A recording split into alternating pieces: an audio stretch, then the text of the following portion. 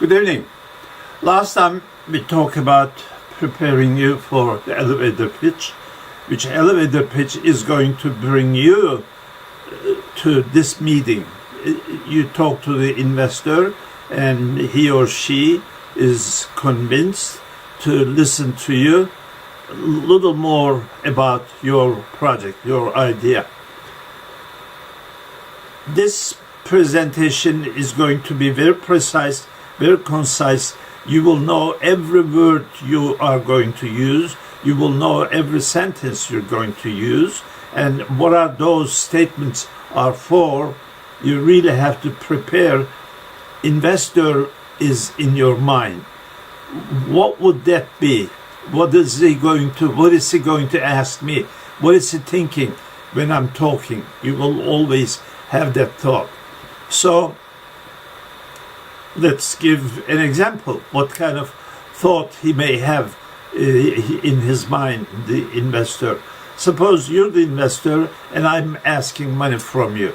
I come to you and I ask, could you give me $100? You like me very much, you want to give $100, but you will ask, why?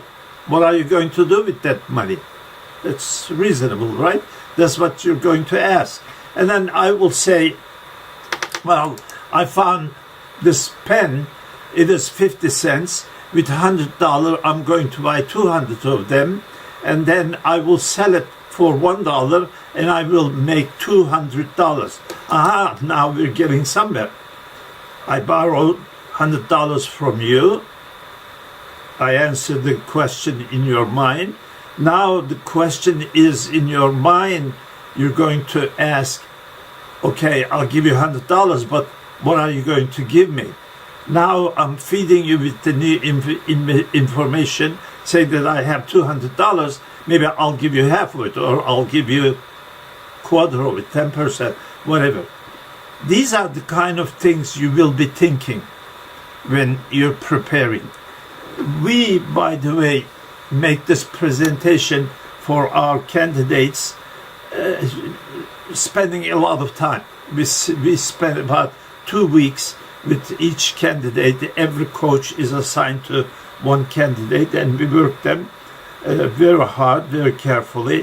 When time comes, they get up in front of the investors. There are 50 or so in a room. They come all the way from California, New York, Boston, everywhere, and they make the presentation. Their presentation must be so precise, it must be in 11 minutes that investors almost predict what sentence is going to come, what information is going to come next. Why 11 minutes? I don't know. That's empirical. The best result is obtained in that time period. So we just work like that.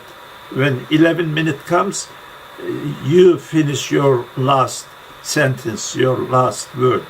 So it goes something like this. For example, if I'm making the presentation, first I will say my name. My name is Guven Yalcintas. I'm the CEO of API LLC. That's it. Nothing more, nothing less.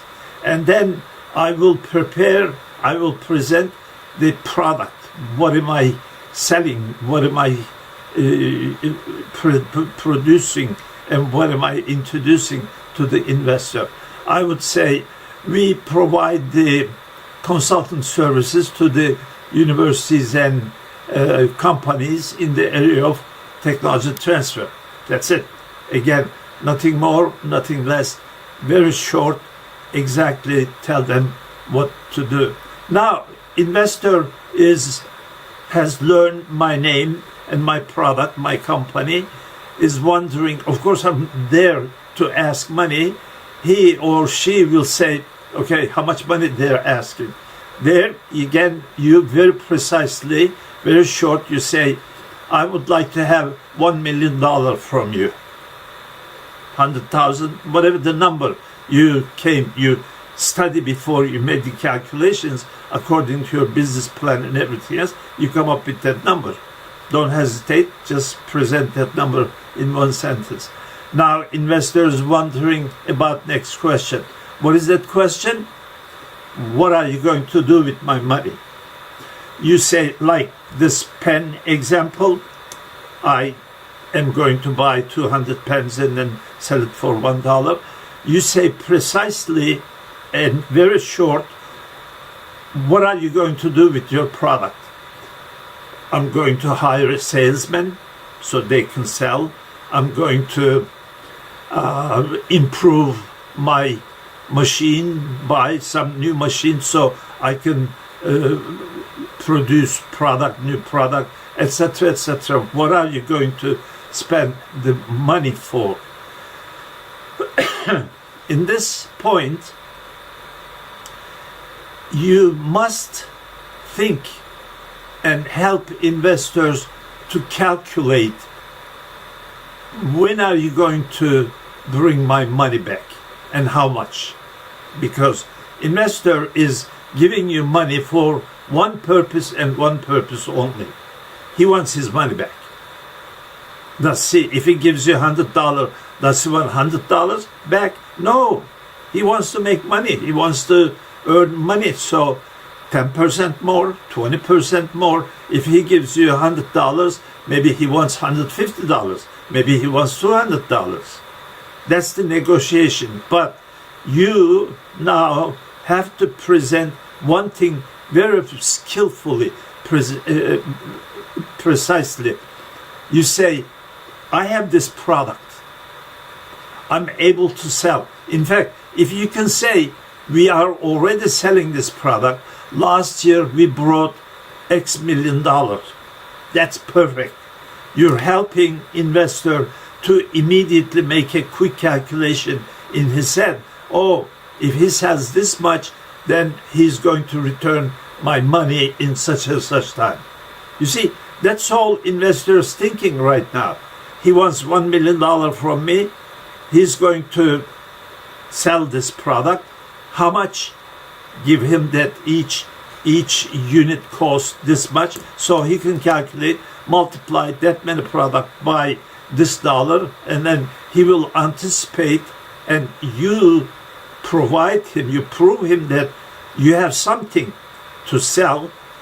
You're helping yourself, you're helping investor. And then of course, second question investor asked and you answer in his mind, how much money and what are you going to do with my money? Investor now wondering, third question, who's going to manage my money? Now, if you never handled $1 million in your life, that's not going to make investor happy if you're asking $1 million. You may not have that skill or experience, but then you can say, in our team, we have this person, this person, this person, and together we have the experience of handling more than $1 million. That's a good presentation, and move on. Now, next question, what is investor is thinking about? That's not a wine, that's cranberry juice. Investor now is thinking about, when is he going to return my money? Well, in order to be able to say that, you need to mention a little bit about your business plan. You have a business plan. You don't have time to present in this meeting, but you say, if you're interested, I can provide a copy of my business plan and we can discuss later. That's perfect. And in that business plan, you have a time. When are you going to earn how much money? Therefore, you can return his investment. You make the determination and tell him, well, I can return your money in 1 year, 3 years, whatever. It's acceptable, it is negotiable, and investors later on will put his own ideas too in terms of return. Now, next question, he's wondering what? How much he's going to return. If I give him $1 million, is he going to return $1 million? That's not acceptable. He's not making money. Okay, is he going to return 30% more, 50% more, 10% more? What is acceptable? Your business plan tells you how much you're going to return back to him. So give that number to him. Later you can discuss. If you say, I'm going to return 20%, he will maybe say, well, I can accept less than 30%. That's fine. Usually, in fact, investors, let me give you a little experience.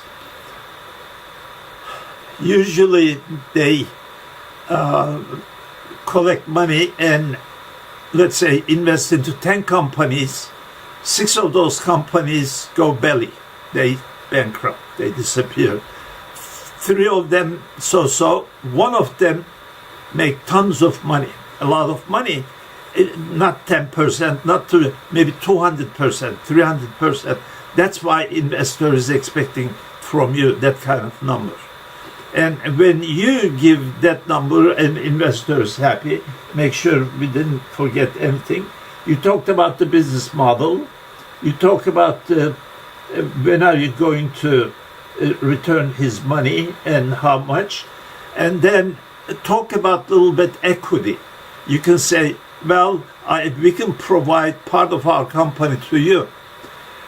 Again, that's negotiable, and investors will ask some other questions about this. And finally, before you finish, you say, we would like you to stay with us as a partner. Meaning, is that all right if I don't return your money, but we will share the company and benefits of the company later together? That's again something you may present. And finally, 11 minutes bell goes off and you say, thank you for listening, thank you for your attention, and finish the presentation. So I will finish my presentation in 12 minutes.